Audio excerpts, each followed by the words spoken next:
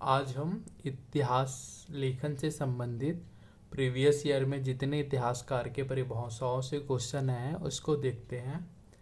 आप इसके लिए अपना एक शॉर्ट नोट्स बना लीजिए, उसमें इतिहासकार का नाम और उसके द्वारा दी गई परिभाषाओं को नोट कीजिए, जिससे ये काफ़ी लंबी समय तक आपको रिवाइज रहेगा और इसको बार बार रिवीजन करते जाइए, से वो लंबे समय तक याद रहेगा।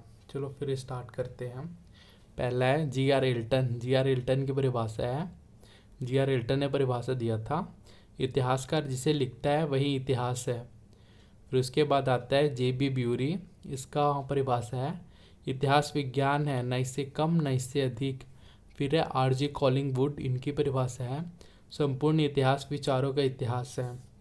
ये जो जे.बी. ब्यूरी और आर.जी. कॉलिंगवुड का था, इनका अभी जो सी.जी. सेट एग्ज़ाम हुआ था छत्तीसगढ़ में 21 जुलाई को, उसमें सीधा पूछा गया था कि इतिहास विज्ञान है, न इससे कम न इससे अधिक किसकी परिभाषा दिया गया है। साथ में ये भी क्वेश्चन था, संपूर्ण इतिहास विचारों का इतिहास है, यह किसके द्वारा दिया गया है के।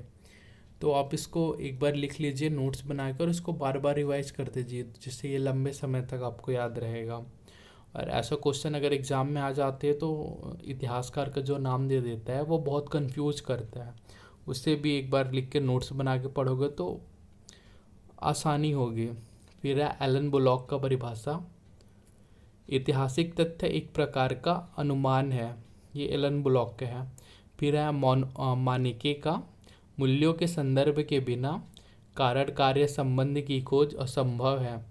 कारणों की खोज के पीछे प्रत्यक्ष या परोक्ष रूप से मूल्यों की खोज आवश्यक है।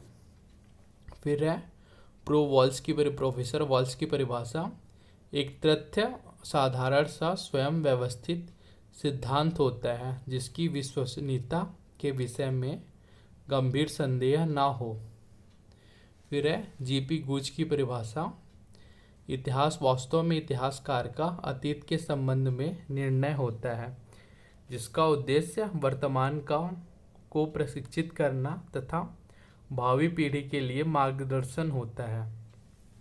फिर है हेनरी पिरोन की परिभाषा, इतिहास समाज में रहने वाले मनुष्यों के कार्यों व उपलब्धियों की कहानी है।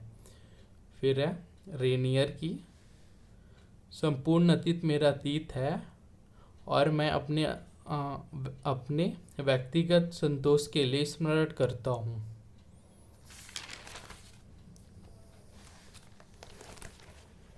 फिर है ओक्सफोर्ड की परिभाषा, सच यह है कि इतिहास में अतीत वर्तमान के साथ बदला है। फिर है ट्रेवलन की परिभाषा, इतिहास का महत्व वैज्ञानिक नहीं है, इसका वास्तविक महत्व शैक्षिक है। ये भी जो ट्रेवलन की परिभाषा ये बहुत बार पूछा गया है, इतिहास का महत्व वैज्ञानिक नहीं है, इसका महत्व वास्तविक है। ये किसकी परिभाषा है घ के। फिर है एच.पी. हेल्ड्रे। इसकी परिभाषा है, अतीत एक विदेशी क्षेत्र है जहाँ वे चीज़ों को अलग ढंग से करते हैं। अतीत एक विदेशी क्षेत्र है जहाँ वे चीज़ों को अलग ढंग से करते हैं, हडले की परिभाषा है। फिर है ओलिवर वेंडल होम्स। इसकी परिभाषा है, इतिहास एक पृष्ठ तर्कशास्त्र के एक महत्वपूर्ण खंड जैसा है। इतिहास एक पृष्ठ तर्कशास्त्र के एक महत्वपूर्ण खंड जैसा है। फिर अब्राहम लिंकन की परिभाषा, साथी नागरिकों हम इतिहास से बच नहीं सकते। फिर हीगेल की परिभाषा है, हम इतिहास से यही सबक लेते हैं कि आदमी इतिहास से कभी सबक नहीं लेता। हीगेल की परिभाषा दी थी, हम इतिहास से यही सबक लेते हैं कि आदमी इतिहास से कभी सबक नहीं लेता। ये परिभाषा बहुत याद की जाती है। इसका मुख्य रीज़न ये है इतिहास में कि नेपोलियन ने जो रूस में आक्रमण करके अपनी गलती किया था, उसको फिर हिटलर ने बाद में 100 साल बाद में दोहराया, जिसकी वजह से 100 साल बाद शताब्दी वर्ष बाद हिटलर दोहराया, जिसकी वजह से उसको भी रूस को ना जीत पाया। अगर वो इतिहास से सीखा रहता, जो गलती नेपोलियन ने की थी उसको नहीं दोहराता, तो जो पराजित हो गया था द्वितीय वर्ल्ड वार में हिटलर, वो बच जाता। तो ये हीगल की जो परिभाषा है ये एग्ज़ाम में बहुत पूछी जाती है, या कहीं मीन्स राइटिंग या कहीं लिखते रहते हैं रिसर्च पेपर, तो ये बहुत आता है कि हम इतिहास से यही सबक लेते हैं कि आदमी इतिहास से कभी सबक नहीं लेता।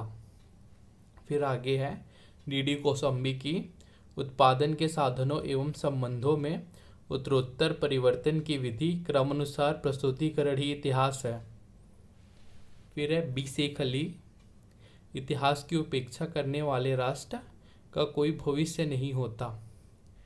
फिर है लियोपोल्ड वान रांके की परिभाषा, यदि इतिहासकार तथ्य के विषय में सावधान है तो ईश्वर इतिहास के लिए सावधान रहेगा। ये भी एग्जाम में बहुत पूछी गई है।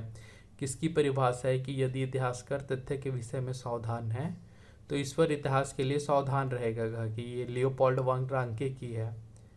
फिर है रेनियर की परिभाषा, इतिहास सभ्य समाज में रहने वाले मनुष्यों की कहानी है।